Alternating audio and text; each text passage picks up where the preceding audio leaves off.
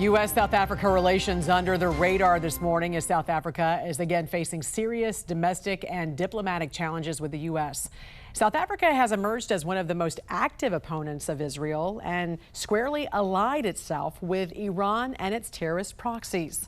Washington insider Armstrong Williams joining us now live from Cape Town, South Africa to discuss. Good morning to you, sir. I know it's 1:39 there in the afternoon. Good to see ya. This is the first trip back to South Africa for you since you first visited in 1990 and met with Nelson and Winnie Mandela soon after his release from prison. How has South Africa changed since that visit? Well, the infrastructure certainly has changed, Jan, in terms of South Africa is still a place that people want to come. You know, if you talk to many of the natives, the people that work on the farms, they will tell you not much has changed in terms of the progress that they've made, their educational level. I mean, unemployment ages between 18 and 35 is almost 38%. And they will also tell you under the Ramaphosa government, where they try to implement socialism into their economy, it has not worked, and that many blacks are worse off now than they have ever been. Yeah. So it's fascinating to watch firsthand. Tension's still very high there where, you know, Secretary of State Marco Rubio just expelled South Africa's ambassador to the U.S. He has been criticized as a race-baiting politician who hates America, a title you say he thoroughly earned. Tell us more about this. Well listen, you don't sit in a meeting on American soil and harshly criticize the president of the United States. No matter how you may feel about any head of state, you have to keep those feelings to yourself. Even the president of South Africa, Ramaphosa, removed him immediately. And even people in the diplomatic corps said there's a time and place for everything, and they have to be above all else. He was not a diplomat, and the outcome should have been something that he had expected.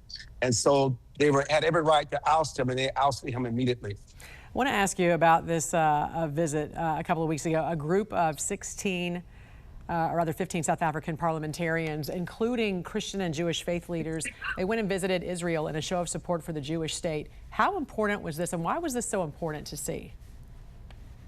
Listen, South Africa is probably the most hostile country towards Israel, and it is really infused by the ANC, which is really part of Palestine and Hamas, as you frankly speaking. And so there are just lawmakers here who said we cannot have this division.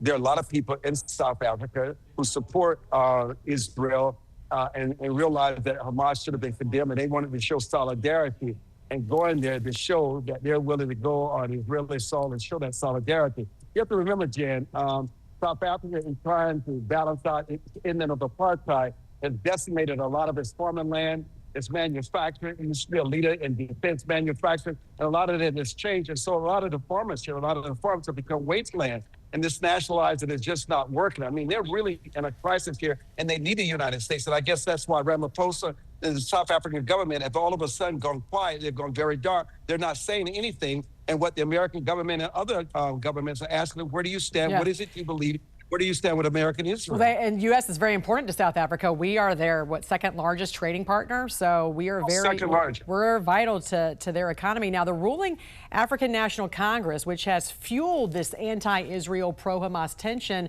lost its absolute majority for the first time since the end of apartheid 30 years ago. So, what do you think is the future of South Africa at this point? Well, there's always a future of South Africa. You have to ask what kind of leadership is emerging. And there's not one young person I've spoken to, just anybody I've spoken to, has anything to say good about the ANC and the extremism that they continue to push.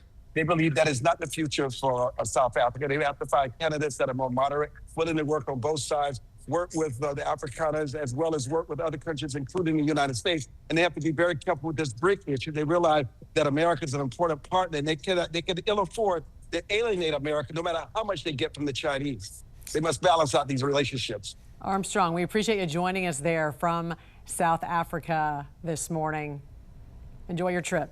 Thank you. Safe travels. Thank you. Safe travels. Thank you for joining us.